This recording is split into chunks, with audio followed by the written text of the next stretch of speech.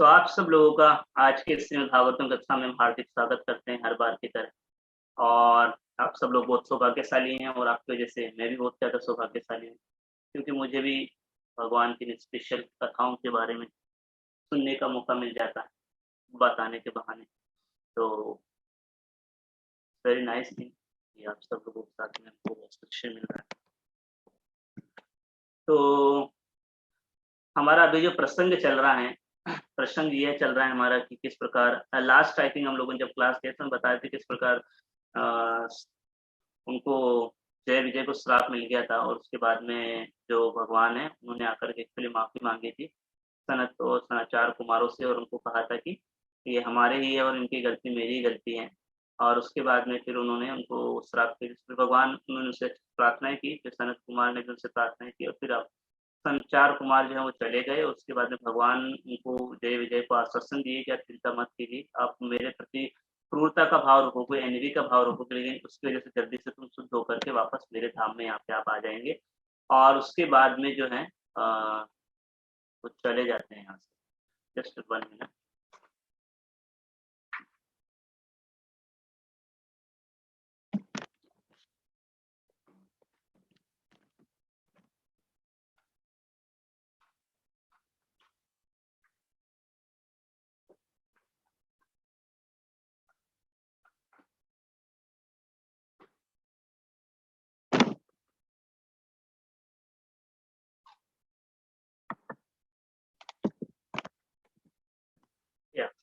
Sorry for this. तो उसके बाद में भगवान चले जाते हैं और जैसा कि भगवान और बाकी जो थे उनकी इच्छा के अनुसार और भगवान की इच्छा के अनुसार क्या होता है, फिर उधर कश्यप और अदिति आपस में संग करते हैं और उसी समय जो है कश्यप मुनि के संग के कारण जो जो अदिति होती है सॉरी जो अदिति होती है उनमें ये दो जो राक्षस जो दैत्य हैं उनमें प्रवेश कर जाते हैं।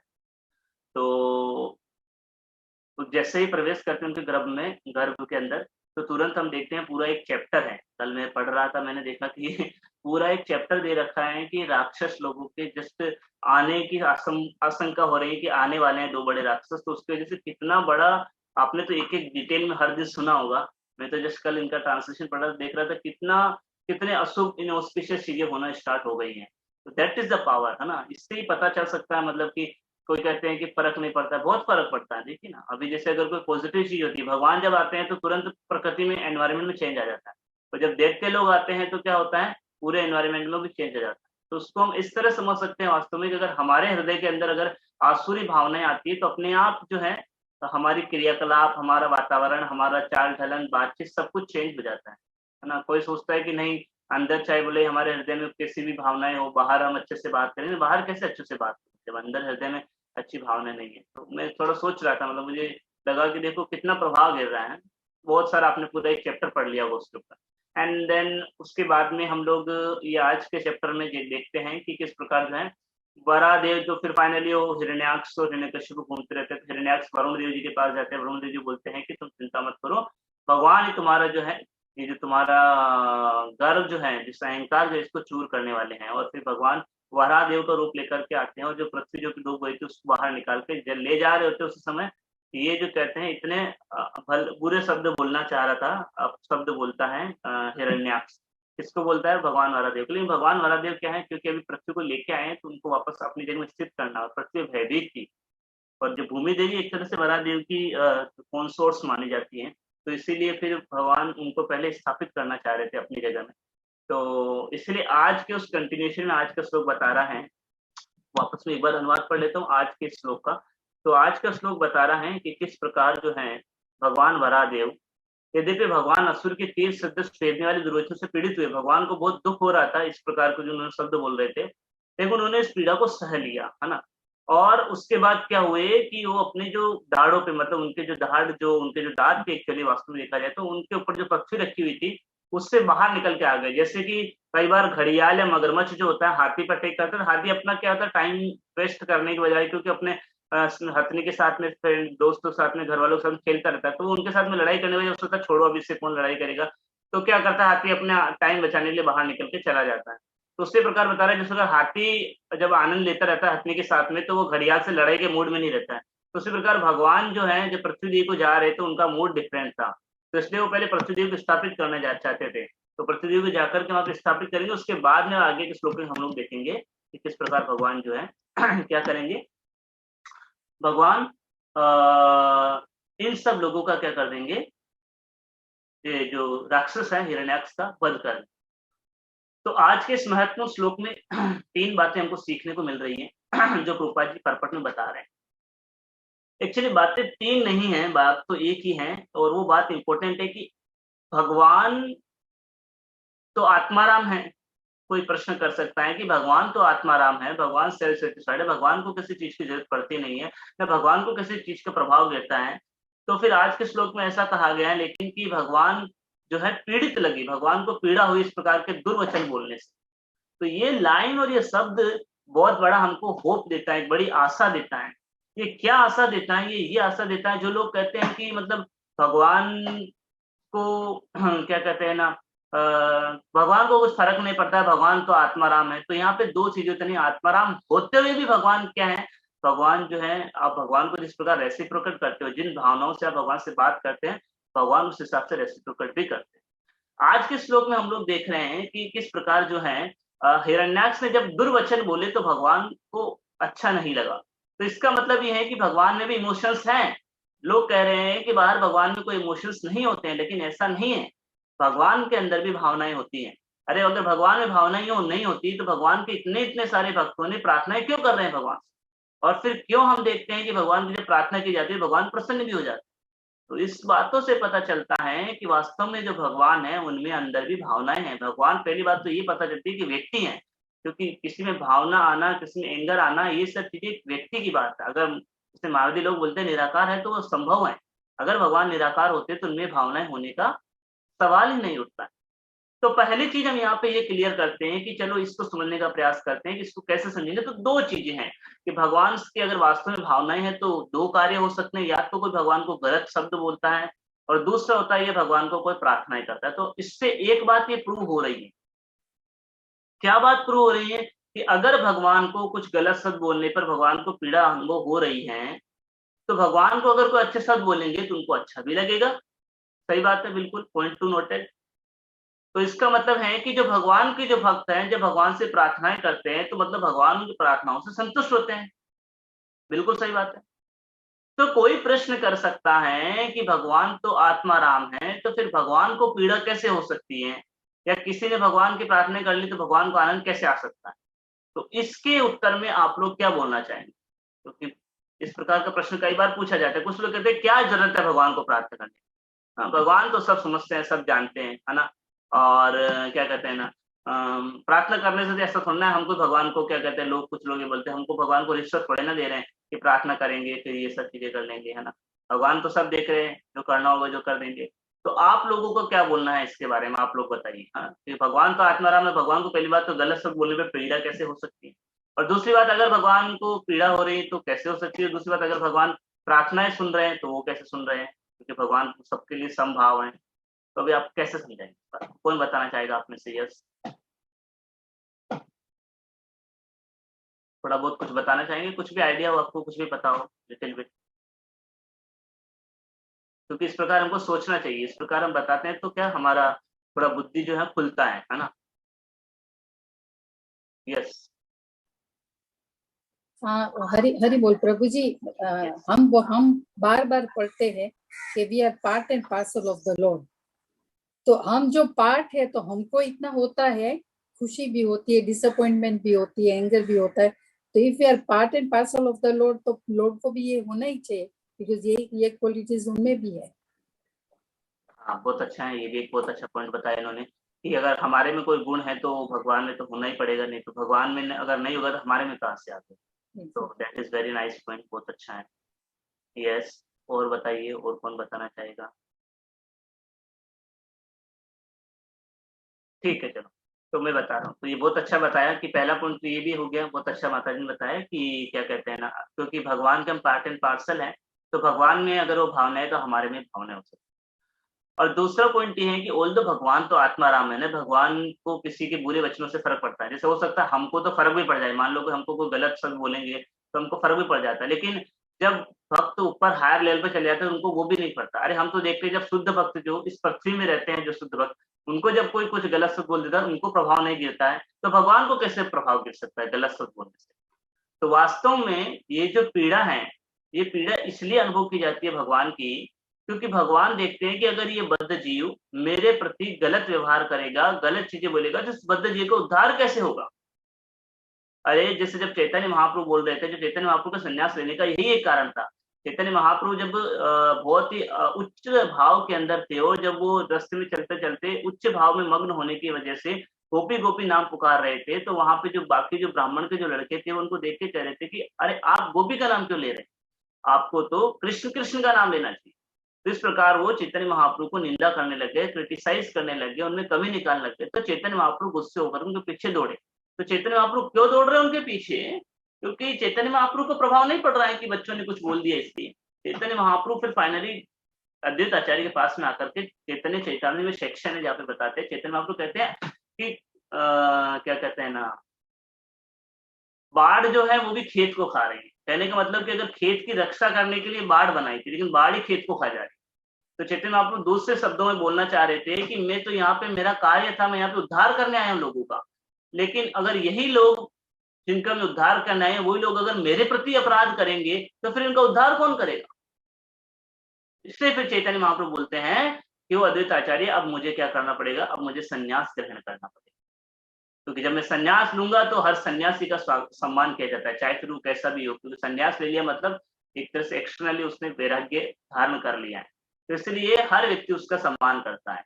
तो इसलिए बोले चैतन्य महाप्रभु कहे कि मैं संन्यास लूंगा, और संन्यास के द्वारा जब हर व्यक्ति मेरा सम्मान करेंगे, तो इस प्रकार भक्ति में उन्नत हो जाएंगे, और फिर लोग मेरे को क्रिटिसिज्म करना छोड़ देंगे, नहीं तो उनका अपराध हो जाएगा तो और ज्यादा नरक में चले जाएंगे। उसी प्रकार भगवान का भी वही भाव है, इसलिए भगवान को पीड़ा इसलिए हो रही है। भगवान सोच रहे हैं कि वास्तव में ये पीड़ा इसलिए हो रही है कि भगवान सोच रहे बद्धजीव को उद्धार कैसे होगा, इसलिए भगवान को गुस्सा आकर के भगवान ने क्या कर दिया, उसको मारा। तो मार करके हकीकत भगवान के हाथ से मरा है, उसको कुछ तो बेनिफिट हुआ है श्योरली, राइट। तो that is the thing. Now the another thing, कोई कह सकता है भगवान को जब प्रार्थना करते हैं तो भगवान को अच्छा लगता है, तो भगवान को भी क्या हमारी तरह अच्छा लगता है, जैसे हमारी कोई प्रशंसा कर देता है हमको बहुत अच्छा लगता है। नहीं, हमारी तरह भगवान को अच्छा नहीं लगता है। हम तो बद्ध जीव हैं, जिससे हमारी कोई प्रशंसा करता है तो हमें तो अहंकार आ जाता है, हम में अपना घमंड आ जाता है, हम सोचते हैं हम भी कुछ हैं, कर्ता का भाव आ जाता है। लेकिन भगवान में ये सब चीजें नहीं है। भगवान के भक्त जो शुद्ध भक्त होते हैं उनमें ये चीजें नहीं होती हैं, तो भगवान में कैसे हो सकती है। तो फिर भगवान को प्रेयर करने का अच्छा क्यों लगता है, क्योंकि भगवान को अच्छा इसलिए लगता है कि भगवान भक्तों के भाव को लेकर के अच्छा लगता है। भगवान को लगता है कि ये देखो, ये मेरा भक्त जो है, ये कितना अच्छे तरीके से प्रार्थना करके मेरे पास आना चाहता है। तो भगवान का वो जो उनका भाव जो है, उस भाव को पकड़ रहे हैं। उस प्रेयर में जो बोल रहे हैं कि आप बहुत महान हो, इन चीजों को नहीं पकड़ रहे हैं। उनके पीछे जो उनका भाव जो है कि देखो कितना सुंदर मेरे प्रति शरण होकर कहना चाहता है, मेरी शरण में, मेरे आश्रय में आना चाहता है, तो उस भाव को देख करके भगवान बहुत प्रसन्न हो जाते हैं। इसलिए भगवान को क्या कहा जाता है, भावग्राही जनार्दन। इसीलिए हम सब लोगों को निश्चित रूप से प्रार्थना करनी चाहिए। अगर कोई ये कहे कि नहीं भगवान तो सब जानते हैं, हमको प्रार्थना करने का ये क्या जरूरत है, इसका मतलब है कि वो क्या कहते हैं ना, भगवान से एनवी करता है। क्यों? क्योंकि प्रार्थना कब करते हैं व्यक्ति, प्रार्थना जब करते हैं जब व्यक्ति उसका शरण लेना चाहता है सामने वाले व्यक्ति। जब हम अपने आप को अलोन समझते हैं, जब हमको लगता है कि हम अब अपनी शेल्टर नहीं, हम अपने आप को शरण नहीं दे सकते, अपनी प्रोटेक्शन नहीं कर सकते, तभी तो हम किसी के पास जाकर शरण लेते हैं ना। शरण कब लेते हैं, किसी से प्रार्थनाएं कब की जाती है, जब हमको लगता है कि ये कार्य हम नहीं कर सकते, तो जाकर के हम किसी से प्रार्थना करते हैं। इसलिए जो व्यक्ति कहता है कि हमको प्रार्थना करने की जरूरत नहीं है, मतलब वो चाहता है कि मैं कृष्ण के सामने नहीं झुकूंगा, मुझे कृष्ण की जरूरत नहीं है, मतलब उसके हृदय में अभी भी क्या है, एनवी का भाव है। That is a thing. इसीलिए यहाँ पे ये बात बताई गई है कि एनवी का भाव बना रहने के व्यक्ति कुछ लोग ऐसे होते हैं। इसलिए हमको हर समय निश्चित रूप से प्रार्थना करनी चाहिए। तो जब हम प्रार्थना करते हैं तो हमारा भगवान के ऊपर जो शरणागति का भाव बढ़ जाता है। इसलिए प्रार्थना करना आसान कार्य भी नहीं है। इसलिए प्रार्थनाएं कौन करता है, वास्तव में देखो प्रार्थनाएं बड़े बड़े आचार्य करते हैं, है ना। प्रार्थना वो व्यक्ति उतना ज्यादा प्रार्थना कर पाएगा जो हृदय में जितना ज्यादा विनम्र है, जो नम्र है, वो प्रार्थना कर पाएगा। हाँ, जैसे हम देखते हैं भक्तिविनोद ठाकुर प्रार्थना करते हैं, आमार जीवन सदा पापे रत, नाही का पुण्यारलेश, पर उद्वेगा दिया चीजे गाता, पर उद्वेगादियाशी जे गाता दियाशी जीवेर क्लेश। भक्तिविनोद ठाकुर प्रार्थना करते हैं, क्या कह रहे हैं प्रार्थना? भक्तिविनोद ठाकुर हमारा जीवन सदा पापे रहता। भक्तिविनोद ठाकुर इतनी विनम्रता को कह रहे हैं, हे कृष्ण हमारा जीवन सदा पापे रहता, मैंने जीवन भर पाप ही किया है, मैंने कुछ कार्य किए नहीं है। सोचो भक्तिविनोद ठाकुर जो कि इतने बड़े महान आचार्य हैं वो बोल रहे हैं कि हमारा जीवन सदा पापे रहता, नहीं का पुण्य ले से, मेरा कोई पुण्य नहीं है, सब पुण्य खत्म हो गया है। परेर उद्वेग दिया छीजे करता है, मैं हमेशा उद्विग्न रहता हूँ और दिया छीजे करते हैं, लोगों को परेशान करते हुए देखते मुझे आनंद आ जाता है। इस प्रकार बहुत लंबी प्रार्थनाएं इसमें प्रार्थना करते हैं। तो हम देखते हैं ये वास्तव में जो प्रार्थनाएं हैं, ये जो व्यक्ति जितना हृदय में शुद्ध होता है वो उतना अच्छे से प्रार्थना कर सकता है। क्योंकि जिस व्यक्ति में अभी घमंड है, अभी गर्व है, अभी अहंकार है, वो व्यक्ति कहाँ प्रार्थना करेगा? उसको लगेगा ही नहीं भगवान कृष्ण की मुझे जरूरत। So that is the first point that we must pray, we should pray, and even if we don't have the, हमारे पास अगर इमोशंस नहीं है फिर भी हमको जाके प्रार्थना करनी चाहिए। जैसे प्रभुपाद जी के एक बार एक शिष्य बोला कि प्रभुपाद जी मुझे इच्छा नहीं होती है आपको प्रणाम करने की। प्रभुपाद जी बोला ठीक है, अगर तुम्हारी इच्छा नहीं होती तो भी प्रणाम करो, क्योंकि जब तुम प्रणाम करते रहोगे तो धीरे धीरे इच्छा बन जाएगी। तो दैट इज द थिंग। तो अगर हमारा मन भी नहीं करता है, हमको लगता भी नहीं प्रार्थना करना, फिर भी हमको प्रार्थना करनी चाहिए। लेकिन प्रार्थना किस प्रकार की करनी चाहिए, क्या प्रार्थना करनी चाहिए, तो प्रभुपाद जी इसके बारे में बताते हैं कि हमारे जो भागवतम में, चैतन्य चैतामृत में आचार्यों ने जो कमेंटर दिए, वो प्रार्थना बस उतना प्रार्थना कर दिया तो ही काफी, अपने मन से प्रार्थना बनाने का कोई जरूरत ही नहीं। बोलते हैं कि उन प्रार्थनाओं को ही पढ़ो और वही भाव हमको डेवलप करने का प्रयास करो। एनीवे, तो हमारा पॉइंट ये चल रहा था कि जो लोग कहते हैं प्रार्थना, तो भगवान प्रार्थना सुनकर के प्रसन्न क्यों होते हैं? क्योंकि भगवान देखते हैं भक्त मेरे प्रति शरण लेना चाहता है, शरण ले रहा है। और वास्तव में जब प्रार्थना की जाती है तो भगवान क्या करते हैं? प्रोटेक्शन भी प्रदान करते हैं। आपको ये पास्ट टाइम सबको पता है कि द्रौपदी का जब वस्त्र हरण हो रहा था, है, जब साड़ी खींची जा रही थी, तो आपने देखा था कि क्या क्या हुआ था? द्रौपदी पहले अपने से प्रयास कर रही थी। जब द्रौपदी अपने से प्रयास कर रही थी, जब दुशासन उसके वस्त्र को खींच रहा था, साड़ी को बार बार, तो फिर क्या हुआ? तो फिर वहां पे जो द्वारका में जो रुक्मणी देवी बैठी थी और जो वो उन्होंने कहा कि हे कृष्ण जाओ, तुम्हारे जो भक्त है द्रौपदी उनके ऊपर संकट आया है। कृष्ण बोले मैं तो जाने को तैयार बैठा हूँ, लेकिन द्रौपदी अभी मेरी शरण कहाँ ले रही है? हाँ, आप सबने सुना है ना ये वाला पास्ट टाइम कि द्रौपदी मेरी शरण कहाँ ले रही है? अभी अगर शरण ले तो मैं जाऊं ना। और फिर इसके लिए बहाने में कृष्ण क्या बोलते हैं? अभी मैं कब जाऊंगा, यहाँ से तो बहुत दूर है, मैं जाऊंगा तब तक तो बहुत हो जाएगा। और तुरंत अभी द्रौपदी बोलती है हे गोविंद, हे कृष्ण, अब तुम ही मेरे सहारे हो, तुम ही मुझे बचा सकते हो। हाँ, दोनों हाथ खड़े कर देती हैं। जब पूर्णतः सरेंडर करके शेल्टर ले लेती हैं, तो उन्हीं प्रेयर्स से, उन्हीं प्रेयर के माध्यम से, प्रार्थना के माध्यम से, वही जो भगवान जो बोल रहे थे बहुत दूर है द्वारका से हस्तिनापुर, तुरंत दौड़े चले आते हैं पल भर के अंदर और द्रौपदी की रक्षा करते। तो ये इस बात को सूचित करता है, भगवान इस लीला से खुद समझाना चाह रहे हैं। आचार्य लोग कहते हैं कि पहले भी तो बचा सकते थे, जैसे ये पास्ट में यहाँ भी आता है गोवर्धन लीला के अंदर, है ना। गोवर्धन लीला में जब पहले बारिश बहुत तेज गिर रही थी, तो कृष्ण भी देख रहे थे बहुत तेज बारिश गिर रही, बाकी सब लोग भी देख रहे थे, लेकिन कृष्ण ने उस समय जाके गोवर्धन पर्वत को उठाया नहीं, चलो भाई गोवर्धन पर्वत उठा के सबको बोल दिया आ जाओ नीचे, नहीं, कृष्ण भी देख रहे थे। लेकिन जब सारे ब्रजवासी ने फाइनली जब आके कृष्ण की शरण ली, कृष्ण को प्रार्थना की कि अभी तुम ही हमको बचाओ भाई कृष्ण, हाँ हमारी रक्षा करो, हमारे गायों की रक्षा करो, तब जाकर कृष्ण जाते हैं और फिर बोलते चलो आओ आओ हम गोवर्धन पर्वत को उठाएंगे। तो वहां पे भी आचार्य टिप्पणी में बताते हैं कि भगवान चाहते थे कि जितने भी सारे मेरे भक्तगण है मेरी शेल्टर ले, मेरे में और ज्यादा डीप प्रेम इनका विकसित हो, इसलिए भगवान उस समय उठाए नहीं। तो यहाँ पे पता चल रहा है इनकी बहुत सारे एग्जाम्पल से कि वास्तव में भगवान चाहते हैं कि हम प्रयास करके अपने आप को सरेंडर करें भगवान के प्रति, और भगवान को दिखाएं कि हम आपके सरेंडर में, हम आपके शरणागत हैं, हमको आपकी शरण की जरूरत है। अरे कोई व्यक्ति भीख कब देगा? जब आप हाथ मांगोगे तो भीख देगा ना, बिना हाथ मांगे तो कोई भीख भी नहीं देगा ना। और बिना हाथ मांगे भीख दे दिया तो उसका मतलब ही नहीं, क्योंकि वैल्यू तो नहीं करेंगे। That is the thing. So that's why Krishna become very please, बहुत प्रसन्न हो जाते हैं जब हम लोग प्रार्थनाएं करते हैं। तो वी मस्ट प्रे, हमको प्रार्थना करनी चाहिए, और प्रार्थना करेंगे तो कृष्ण प्रसन्न हो जाएंगे, तो अपने आप हमको कृष्ण की कृपा प्राप्त होती है। जिसको सिंपल तरीके से ये भी समझाते हैं कृष्ण प्रार्थना के पीछे क्या भाव। जैसे मान लो कि अभी मान लो कि जैसे यहाँ पे कोई भक्त है ना, मान लो कोई एक व्यक्ति है, एक व्यक्ति के पिताजी अभी डेथ बेड पे हैं, उनकी मृत्यु होने वाली, और मरने के पहले वो कहते हैं क्या करें, तो वो क्या करते हैं, अपने बच्चे को क्या करते हैं, उनके पास एक बहुत सुंदर घड़ी रहता है जो उन्होंने बचपन में खरीदा, तो पिताजी उस घड़ी को निकाल करके गिफ्ट में क्या करते हैं, अपना जो छोटा बच्चा रहता है जो कि 20 साल का ही है, 15 साल का है अभी, उसको दे देते हैं, बोलते हैं बेटा इसको रखो, ये मेरी तरफ से गिफ्ट है। और उसके बाद उसके पिताजी शरीर छोड़ देते हैं। और फिर धीरे समय बढ़ता जाता है, और जब उस बच्चे के जब छोटा बच्चा हो जाता है, वो देखता है, वो पूछता है ये क्या है, तो पिताजी, उसके पिताजी क्या बताएंगे, मेरे पिताजी ने मरते समय मुझे गिफ्ट किया था, तो ये घड़ी है। तो अच्छा घड़ी है, तो फिर वो बच्चा क्या सोचता, अच्छा पिताजी को मतलब ये तो कौन सी घड़ी है, तो पुरानी वाली घड़ी है ना, तो अभी मैं ऐसा करता हूँ नया घड़ी लेके आता हूँ। अगर ये कंपनी की जो घड़ी है पिताजी को आनंद दे रही है इतना, अगर मैं नया मॉडल का घड़ी लाऊंगा तो वो ज्यादा पिताजी को आनंद आ जाएगा ना।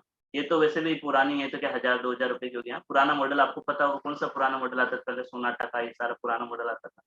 तो मान लो वो सोचता अभी नया अभी फर्स्ट क्लास घड़ी कौन सा, रोलेक्स का है, जो भी घड़ी है, अभी बोलता है ये नया वाला घड़ी ला के मेरे पिताजी को। वो क्या करता है, लेके जाके उस घड़ी को तो बेच देता है, कबाड़ी को नया घड़ी लेके आके रात को शाम को पिताजी के बेड के पास रखता है, बोले पिताजी अपने नया घड़ी लेके आए। तो बताओ पिताजी प्रसन्न होंगे क्या उससे? हाँ, नहीं होंगे, बिल्कुल नहीं होंगे। क्यों प्रसन्न नहीं होंगे? कोई कहेगा अरे अरे जब पिताजी 1000 रुपए की घड़ी में इतने प्रसन्न थे, अभी बेटा तो 5000 रुपए की घड़ी लेके आए, इतनी सुंदर और इतनी ब्रांड है, इतना नया क्लास है, तो फिर प्रसन्न क्यों नहीं हो रही? घड़ी तो थी वो, लेकिन वास्तव में वो घड़ी नहीं थी। वो जो पिताजी ने उसके बेटे को दिया था वो घड़ी नहीं थी, वो क्या था, वो उसके पिताजी का प्रेम था, उस घड़ी में उनका प्रेम था, उनकी भावनाएं जुड़ी हुई थी। तो इसीलिए वो केवल मात्र एक घड़ी या एक वस्तु नहीं थी, वो उनका जो प्रेम है वो प्रेम का स्वरूप था। उसी प्रकार जो है वही वही वही वही चीज हम समझ सकते हैं कि जो हम प्रार्थनाएं करते हैं, तो प्रार्थनाएं केवल शब्द नहीं है, ये प्रार्थनाएं हमारा कृष्ण के प्रति जो प्रेम है, हमारा कृष्ण के प्रति जो शरणागत का जो भाव है, वो भाव है। इसलिए कृष्ण उससे प्रसन्न हो जाते हैं। इसलिए उसके पिताजी जो थे, वो पिताजी क्या थे, वो छोटी सी घड़ी से हमेशा उसके अपने पास रख के प्रसन्न क्यों होते रहते थे? क्योंकि उनके पिताजी ने उनको दिया था, तो उनके प्रेम का प्रतीक था। तो वो एक घड़ी से प्रेम नहीं कर रहे थे, वो वास्तव में किससे प्रेम कर रहे थे? अपने पिताजी से प्रेम। बच्चा सोच सकता है मेरे पिताजी इतनी छोटी सी घड़ी से प्रेम करते, नहीं, घड़ी से प्रेम नहीं कर रहे, वो अपने पिताजी से प्रेम कर रहे हैं, जो पिताजी ने उनको घड़ी दिया था। बिल्कुल सही समझे आप मेरी बात। ऐसे बहुत सारे आपने भी एग्जाम्पल देखेंगे अपने जीवन के अंदर, बहुत सारे लोग अपनी चीजों को संभाल के रखते हैं, कुछ स्पेशल गिफ्ट्स को।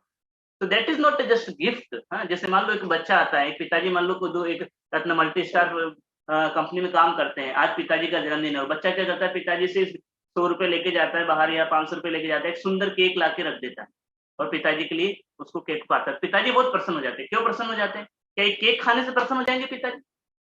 क्या केक से प्रसन्न हो रहे? क्या नहीं, केक से प्रसन्न नहीं हो रहे। बच्चे का जो केक लाने में जो भाव है, जो प्रेम है बच्चे का पिताजी के प्रति, उस प्रेम को देख करके प्रसन्न हो रहे हैं। केक खाने से प्रसन्न नहीं हो रहे हैं। केक तो क्या है, उसके पिताजी ने पता नहीं जीवन में कितने सारे केक खाए होंगे। कोई, या तो बच्चा तो अभी जन्म लिया है, उसके पहले क्या केक नहीं खाया था क्या कभी? नहीं। लेकिन यहाँ पे ये जो केक है, इस केक में अंतर है। जो बाहर कोई केक खरीद के खाते हैं, और ये जो केक है, ये बच्चे का प्यार है, प्रेम है। सो इस बात को आई थिंक आप लोग समझ पा रहे होंगे जो मैं बताना चाह रहा हूँ, कि इसलिए भगवान को जब हम प्रार्थनाएं करते हैं, तो वास्तव में भगवान हमारा जो भाव है उससे प्रसन्न। भगवान को ऐसा नहीं कि उनका गुणगान कर दिया, अरे भगवान को बोल दिया कि आप बहुत महान हैं, आप तीनों लोक के स्वामी हैं, आप सब करता रहता है, इसलिए भगवान प्रसन्न हो रहे हैं। जैसे हमारे केस में क्या होता है, हमको कोई प्रार्थना कर देता है, मान लो आज किसी का जन्मदिन को बोल दिया, अरे प्रभु जी या माता जी आप तो बहुत अच्छा सेवाएं करती हैं, आप बहुत अच्छा दान देते हैं, आप लोग बहुत अच्छा प्रचार करते हैं, आप भक्ति में स्ट्रॉन्ग, हम एकदम घमंडी हो जाते हैं, एकदम हमारा अहंकार बढ़ जाता है। हाँ हाँ, मैं भी कुछ हूँ प्रभु जी, यस प्रभु जी मुझे याद आ गया, आपने बता दिया, मैं भूल गया था। हाँ मुझे याद आ गया, मैं भी कुछ हूँ। लेकिन भगवान का वो भाव नहीं है। भगवान वास्तव में भक्तों के प्रेम को देख करके प्रसन्न। तो इसी प्रकार अब आप दूसरी जगह भी इसको देखते हो कि भगवान वास्तव में गुस्सा भी हो जाते हैं, जब अगर हम दुर तरीके से व्यवहार करते हैं। जैसे कि हम देखते हैं, इसलिए प्रभुपाद जी आज के इस उदाहरण में, अरे टाइम पता नहीं एनीवे टाइम ऐसे निकल गया, लेट्स, तो मैं जस्ट 2-5 मिनट और ट्राई करता हूँ। तो इसी प्रकार जब बुरे शब्द बोलते हैं, ये तो मैंने पहला पार्ट कंप्लीट किया केवल, कि प्रार्थनाएं करेंगे तो भगवान प्रसन्न होंगे। इस प्रकार का बुरे शब्द बोलते हैं, भगवान अप्रसन्न भी होते हैं। जैसे मायावादी के केस में हम देखते हैं, प्रभुपाद जी आज के पाठ में लिख रहे थे कि मायावादी लोग बोलते हैं कि भगवान, उनसे पूछते हैं अगर भगवान है क्या, तो बोलते हैं हाँ भगवान। तो बोले भगवान कैसे दिखते हैं? बोलते हैं भगवान वो है जिनके पैर नहीं है, भगवान वो है जिनके हाथ, भगवान वो है जिनकी आंखें नहीं है, भगवान वो है जिनके हाथ नहीं। अरे तो अगर उनके पैर नहीं है, हाथ नहीं है, आंखें नहीं है, मुंह नहीं, जीभ नहीं है, तो क्या है फिर भगवान? मतलब भगवान क्या विकलांग है क्या? तो बोले हाँ, भगवान को विकलांग समझिए, दूसरे समय ऐसा समझ लो भगवान है ही नहीं, निराकार है। तो एक तरह से बोलते हैं भगवान को मानते नहीं है, लेकिन बाहर से लोगों दिखाते हैं हाँ हम भगवान को मानते हैं, हम उस भगवान को मानते हैं जिनके पैर नहीं है, हाथ नहीं है, आंख नहीं है, कान नहीं है, मुंह नहीं है, फिर वो कहां से भगवान हो जाएंगे, कौन से भगवान है। तो दैट इज, ये एक प्रकार का भगवान के प्रति बहुत बड़ा अपराध है, क्योंकि जो भगवान वास्तव में अस्तित्व में एग्जिस्ट करते हैं, मान लो अभी कोई भक्त है यहाँ पे, इनके हाथ पैर सब सही है, फिर उसको बोले अरे तुम तो लंगड़ा है, तू तो, तेरा तो आंख खराब है, तू तो अंधा है, तू बहरा है, तो उसको बुरा लगता है ना, अरे भाई मैं बहरा थोड़ी ना हूँ, मेरे को तो सुनाई दे रहा है, फिर बहरा क्यों बोला जा रहा है। सोचो कि जब हमको इतना क्रोध आ सकता है, तो भगवान जो है, भगवान को ज्यादा गुस्सा इसलिए आता है, भगवान सोचते हैं इन लोगों का उद्धार कैसे होगा, इसलिए भगवान मायावादी लोगों के प्रति बहुत बड़ा गुस्सा करते हैं कि अरे मैंने इतना सारी लीलाएं किया, इतना सब कुछ दिखा दिया, फिर भी बोलते हैं। और गुस्सा इसलिए ज्यादा करते हैं कि चलो चुपचाप बैठे रहो ना, मान लो आप भगवान का रूप नहीं मानते हो, आप मानते हो भगवान निराकार है, तो बैठे तो रहो, खुद भ्रमित हो तो भ्रमित बनकर बैठे रहो, दूसरों को तो भ्रमित मत करो। लेकिन मायावादी लोग क्या करते हैं, जैसे बुद्धिस्ट वाले हैं, ये लोग भी नहीं मानते भगवान, लेकिन क्या है, ये लोग अपने चुपचाप बैठे रहते हैं साइड। लेकिन मायावादी लोग क्या करते हैं, सब जगह प्रचार करते फिरते हैं कि भगवान निराकार है, भगवान निराकार है। तो जो जो व्यक्ति भगवान के पास वास्तव में आने का कुछ चांस होता है मनुष्य जीवन में, उसका चांस भी वो क्या करते हैं, छीन लेते हैं, निराकार बोल करके उसको हटा देते हैं उस पोजीशन से। तो इसलिए भगवान बहुत ज्यादा गुस्सा हो जाते हैं इन मायावादियों से। इसलिए भगवान भगवत गीता के अंदर ही बोलते हैं, अगर आप देखोगे तो भगवान भगवत गीता के अंदर ही बोलते हैं, भगवान 16वें अध्याय के 19 नंबर के श्लोक में भगवान कहते हैं, क्या कहते हैं, आपने श्लोक बहुत फेमस है, सुना होगा, कहते हैं तानहम दुष्टतः कुरान संसारेषु नराधमान क्षिप्ताम अजमस्वम शुभान तुरिष्वेष्वयोनिषु। भगवान कहते हैं कि ऐसे लोग जो क्या कर रहे हैं, those who are envious and mischievous, जो एनवी करते हैं मेरे से, जो मिस्चीवियस है, who are lowest among men, I perpetually cast into the ocean of mental existence into various demonic species of life। ऐसे लोगों को मैं पर्सनली क्या करता हूँ, ऐसे ऐसे नरक में डालता हूँ जहां पे इनकी सजा हमेशा हमेशा के लिए वहां पे रहते हैं। तो भगवान खुद इतना गुस्सा होकर के बता रहे हैं, एक तरीके से कह रहे हैं, क्या कह रहे हैं, तो एक तरह से भगवान उसमें गुस्सा नहीं कर रहे हैं, लेकिन भगवान एक तरह से बताना चाह रहे हैं, क्या बताना चाह रहे हैं कि ऐसे लोगों की ये गति है वास्तव में, जो भगवान से एनवी करते हैं और जो भगवान से गुस्सा करते हैं, इन लोगों का, जो भगवान को क्रिटिसिज्म करते हैं, इन लोगों का गति क्या है, ये नरक में अनलिमिटेड समय तक पड़े रहेंगे। इसलिए मायावादी लोग पे सबसे ज्यादा गुस्सा होते हैं। इवन चैतन्य महाप्रभु खुद कहते हैं मायावादी लोगों के बारे में, है? आपने तो सुना ही है, चैतन्य महाप्रभु बोलते हैं मायावादी लोग बारे में, ऐसा क्यों बोलते हैं, क्योंकि मायावादी लोग करते क्या है, ये मायावादी लोग क्या करते हैं कि एक तो गलत प्रचार करते हैं, कहते हैं भगवान है ही नहीं, और बोलते हैं फिर कि हम सब भगवान, बोलते हैं कि अभी हम लोग बद्ध हैं, लेकिन जब मुक्त हो जाएंगे तो हम भी भगवान बन जाएंगे। दैट इज सबसे डिफिकल्ट इनका रॉन्ग फिलोसफी। इसलिए चैतन्य महाप्रभु खुद ऐसे लोगों से प्रसन्न नहीं होते। इसलिए चैतन्य महाप्रभु सब लोगों को क्या करते हैं, कहते हैं जीवेर निस्तार लागी सूत्र केल व्यासा मायावादी भाष्य सुनिले आय सर्वनाश। मायावादी भाष्य सुनिले आय सर्वनाश। तो चैतन्य महाप्रभु कहते हैं कि जीवेर निस्तार लागे सूत्र कैला व्यास है, तो जीवों के बेनिफिट के लिए निस्तार, उसको उनको उद्धार करने के लिए सूत्र कैले व्यास है। व्यासदेव जी ने बहुत सारे सूत्र लिखे, वेदांत सूत्र लिखा, वेद लिखा, श्रीमद् भागवतम लिखा, फाइनली जीवों के उद्धार के लिए। लेकिन मायावादी भाष्य सुनिले, लेकिन जो शंकराचार्य के द्वारा दिया गया मायावादी भाष्य को सुनता है, होइले सर्वनाश है, उसका सर्वनाश हो जाता है। सर्वनाश होने का मतलब है उसकी भक्ति का सर्वनाश हो जाता है। वो अभी पता नहीं कौन से जन्म में भक्ति करेगा, क्योंकि भगवान को ही बोल रहे हैं कि है नहीं, भगवान का ही निराकार है, तो फिर भक्ति किसकी करेगा जब भगवान निराकार है। और जब भक्ति नहीं करेगा तो जन्म जन्म तक नहीं पड़ा रहेगा, क्योंकि ये तो हम सबने देखा है कि बिना भक्ति योग के कोई भगवधाम नहीं जा सकता, तो दुख में पड़ा रहेगा। इसलिए भगवान के चैतन्य महाप्रभु कहते हैं ऐसे मायावादी भाष्य को नहीं सुनते। दूसरी जगह एक जगह और बताते हैं चैतन्य महाप्रभु, मायावादी कृष्ण अपराध। चैतन्य महाप्रभु कहते मायावादी कृष्ण के प्रति बहुत बड़ा अपराध कर रहे हैं, वहां पे चैतन्य महाप्रभु बोलते हैं इस चीज। तो दैट्स वाई चैतन्य महाप्रभु जो खुद भगवान है, भगवान का भगवान का जो भाव उसको खुद समझा भी रहे हैं, इसलिए चैतन्य महाप्रभु बोलते हैं ऐसे लोगों से नहीं सुनना चाहिए मायावादी भाष्य। तो प्रभु जी क्या करें, अगर मान लो कोई ऐसा भाष्य सुनाने आ गया तो क्या कर, तो 3 कार्य कर सकते हैं।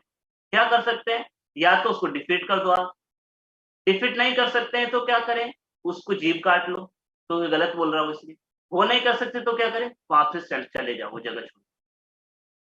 तो आज के समय में इस प्रकार के जो मायावादी भाष्य जो है, मायावादी भाष्य तो कोई जानता नहीं ना बोलता है, लेकिन हाँ आज के समय ऐसे बहुत सारे लोग हैं जो भगवान की निंदा करते हैं, भगवान को क्रिटिसाइज करते हैं, भगवान के भक्तों के बारे में गलत बोलते हैं। ऐसे लोग भी वास्तव में हमको आज के समय मायावादी लोग भी समझने चाहिए, ऐसे लोगों से भी हमको बचने का प्रयास करना चाहिए। हमारा प्रैक्टिकल एप्लीकेशन है।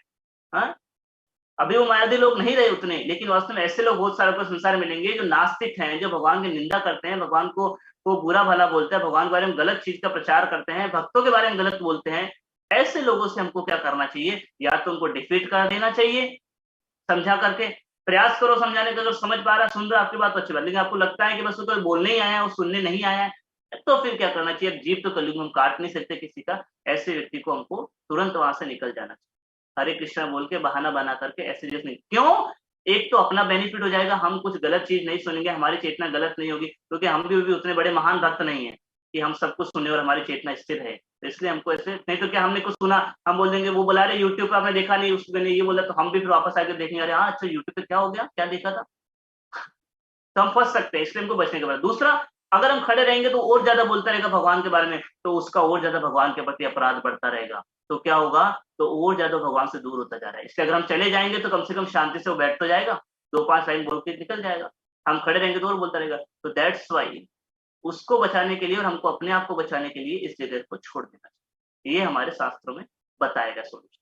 तो हमको ऑलवेज सतर्क रहना चाहिए। अगर हम वास्तव में फिर भी हम भगवान के बारे में निंदा सुनते रहेंगे, भक्तों के बारे में निंदा सुनते रहेंगे, भक्तों की चुगली के बारे में सुनते रहेंगे, है ना, तो क्या होगा, सर्वनाश, सब खत्म हो जाएगा, कुछ भी आगे नहीं बढ़ पाएंगे। That's why it's very very important. इसीलिए भगवान इतना कष्ट कर सकते हैं। एक चीज बताइए, आज के लास्ट लाइन में बता रहे थे कि भगवान ने पीड़ा को सह लिया, वो राक्षस इतना गलत गलत बोल रहा था, उसकी पीड़ा को सह लिया, क्यों, क्योंकि देवताओं की रक्षा करने के लिए, पृथ्वी को बाहर निकाल के अपनी जगह पर स्थापित करने के लिए, मतलब अपने भक्तों की रक्षा करने के लिए भगवान ने भी गलत चीज को सुनने के लिए तैयार हो गए, उसको भी सहन किया। तो जब भगवान उन भक्तों को बचाने के लिए, भक्तों की रक्षा करने के लिए कुछ गलत सुन सकते हैं, सहन कर सकते हैं, तो क्या हम उन भक्तों को बचाने के लिए, उन भक्तों की रक्षा करने के लिए हम नहीं कर सकते हैं? एक पॉइंट नोट करना चाहिए हमको यहाँ पे। अरे जब भगवान जिन भक्तों को बचाने के लिए कुछ सहन कर सकते हैं, उन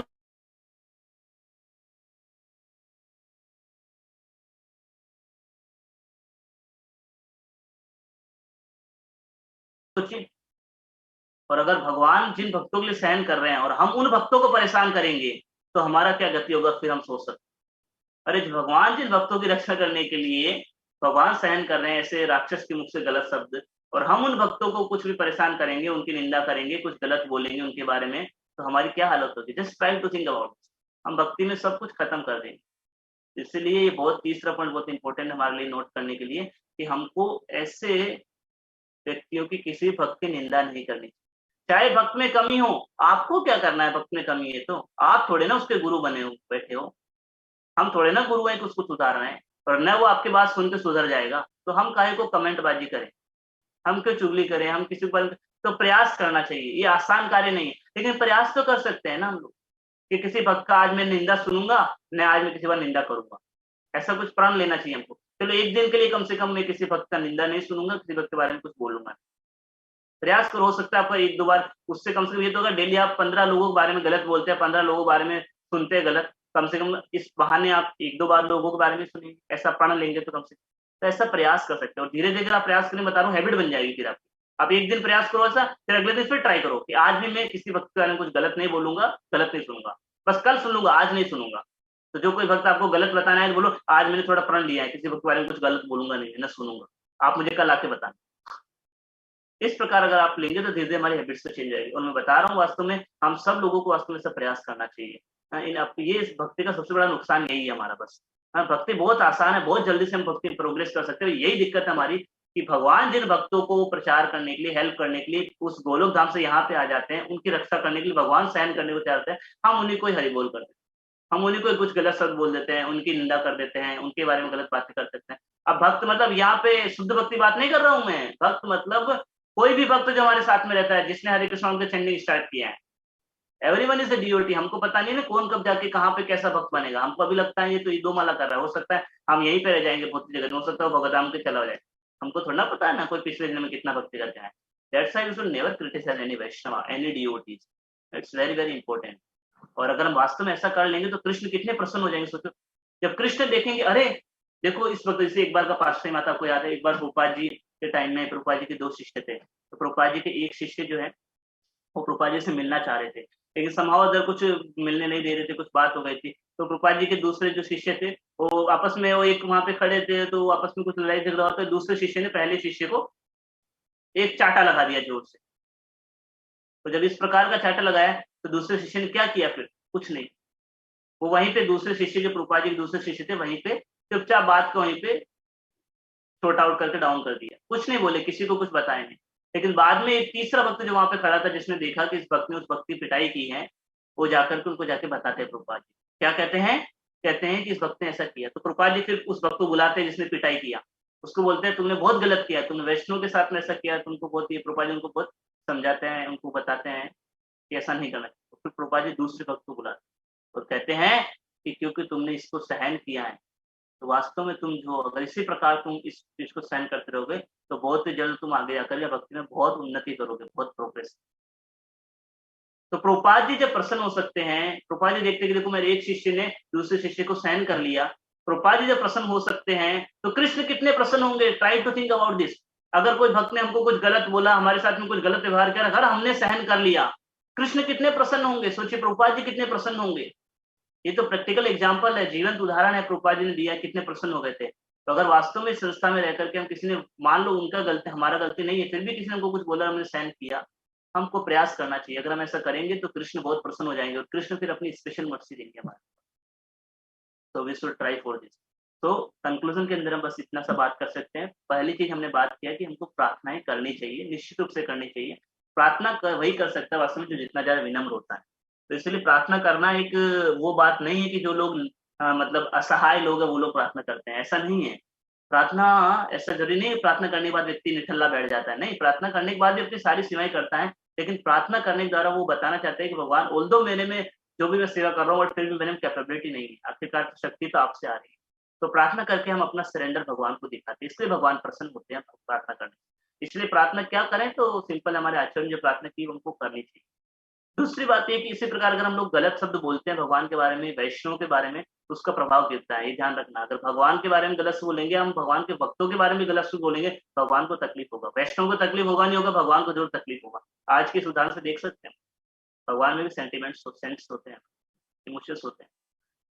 एंड अनदर थिंग, मैंने बताया मायावादी भाष्य के बारे में कि अभी आज के समय मायावादी कौन है, ऐसे लोग जो भगवान की निंदा करते हैं, भगवान के भक्तों की निंदा करते हैं, गलत शब्द बोलते हैं। ऐसे लोगों को हमको या तो समझाना चाहिए, और नहीं समझ रहा है तो फिर हमको निकल जाना चाहिए। ऐसे लोगों से अगर हम सुनेंगे तो ये सेम मायावादी भाष्य के बराबर ही सुनना, क्योंकि हमारी भक्ति खत्म हो जाएगी। और तीसरा चीज हमने आपको बताया कि जब भगवान सहन कर सकते हैं, पृथ्वी देवी को वहां पे स्थापित कर रहे हैं, देवताओं की रक्षा करने के लिए भगवान ने इस राक्षस के गलत शब्द सहन किए, तो हमको क्यों नहीं सहन करना चाहिए। और अगर हम सहन करेंगे तो कृष्ण बहुत प्रसन्न हो जाएंगे। तो मैं प्रैक्टिकल एप्लीकेशन ये है, हमको प्रयास करना चाहिए इसका। ये नहीं है कि प्रभु जी हम करते रहेंगे कब आएगा, अरे कम से कम आप ये प्रयास करो, चलो आज मैं 6 घंटे के लिए, अगले 6 घंटे के लिए मैं किसी भक्त की न गलत निंदा करूंगा, न गलत बात सुनूंगा। फिर 6 से 12 करो, 12 से 24 घंटा करो, 2 दिन करो, 5 दिन करो, 1 महीना करो, 5 ऐसे करो। प्रयास करेंगे हम लोग तो श्योरली हमको इसका बेनिफिट मिलेगा। That is the practical steps हम कर सकते हैं। Okay, thank you very much. Hare Krishna. Srila Prabhupada की जय। थैंक यू प्रभु जी, बहुत ही अच्छा लेसन रहा, वेरी नाइस, वेरी